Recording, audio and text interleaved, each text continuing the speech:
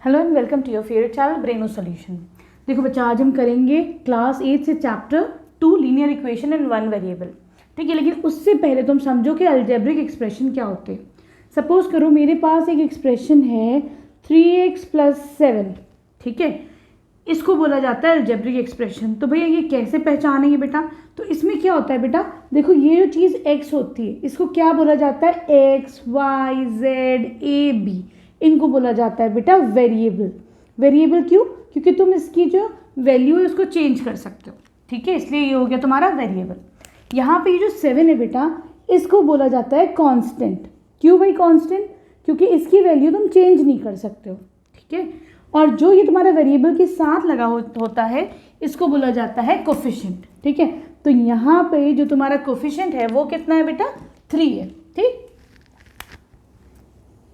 ये क्या है तुम्हारा? 3 क्या है बेटा? कोफिशिएंट। ठीक है, तो अगर मैं तुम लोगों से अब कहती हूँ कि अब ये है 5x - 11, इसमें बताओ वेरिएबल क्या है? इसको लेते हैं y कर देते हैं। ठीक है, 5y - 11। अब तुम लोग बताओ, तो यहाँ पे वेरिएबल क्या हो जाएगा? y। ठीक है, कांस्टेंट क्या हो जाएगा? -11। ठीक है, और 5 क्या हो जाएगा तुम्हारा? कोफिशिएंट हो जाएगा। ठीक है, क्लियर है? और ये क्या होते हैं? प्लस माइनस, ये क्या होते हैं तुम्हारे? इनको बोला जाता है मैथमेटिकल ऑपरेशन, ऑपरेटर्स। ठीक है, तो ये ऑपरेटर्स होते हैं, प्लस माइनस, ये सारे बोले जाते हैं ऑपरेटर्स। ठीक है, क्लियर है? अलजेब्रिक एक्सप्रेशन की बात समझ में आए। अब लीनियर इक्वेशंस इन वन वेरिएबल, इसका क्या मतलब है बेटा?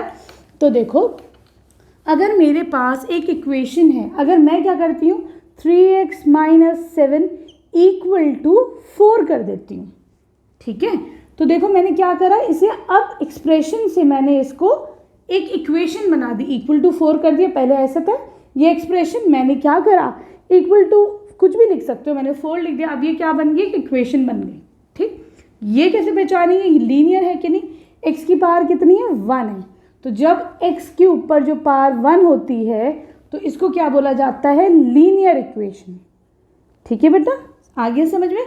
तो आज हम बात करेंगे linear equation in one variable. एक ही वेरिएबल है। चलो आ जाओ क्वेश्चन नंबर 1 पे, है ना? पिक करते रहेंगे और समझते रहेंगे।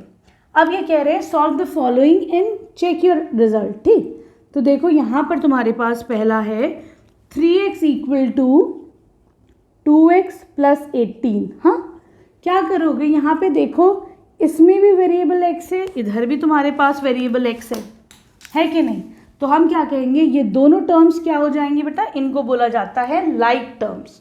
ये दोनों हैं तुम्हारे लाइक टर्म्स, तो हम लाइक टर्म्स को जो है एक साथ लिख लेंगे। ठीक है, तो क्या करेंगे हम 3x, 2x को इधर ले आओ, तो ये क्या हो जाएगा? -2x = 18, वहीं छोड़ दो। तो मैंने क्या करा, जो लाइक टर्म्स थे उनको एक साथ लिख लिया। ठीक है, ये तुम्हारे लाइक टर्म थे दोनों, इन दोनों को एक साथ लिख लिया। क्यों लाइक है? क्योंकि भाई दोनों में जो है x है इनके साथ। ठीक, ये कितना हो जाएगा? 3x - 2x, x = 18। ये तुम्हारा आंसर आ गया। लेकिन अब तुमको इसको चेक करना है रिजल्ट को कि हमने सही करा है या नहीं। तो क्या करोगे तुम? 3x = 2x + 18। ठीक है, तुम दोनों तरफ x की जगह 18 रख के देखो कि सही आ रहा है या नहीं। तो रखो ज़रा सा 3 × 18, राइट हैंड साइड पे भी रख के देखो क्या दोनों के आंसर्स इक्वल हैं कि नहीं। 3 8 = 24, 3 1 = 3, 4 5, 2 8 = 16, 2 1 = 2, 3 + 18। तो देखो दोनों तरफ तुम्हारा 54 आ रहा है, इसका मतलब हमारा आंसर बिल्कुल ठीक है। क्लियर? अब आ जाओ तुम इसके सेकेंड पार्ट पे।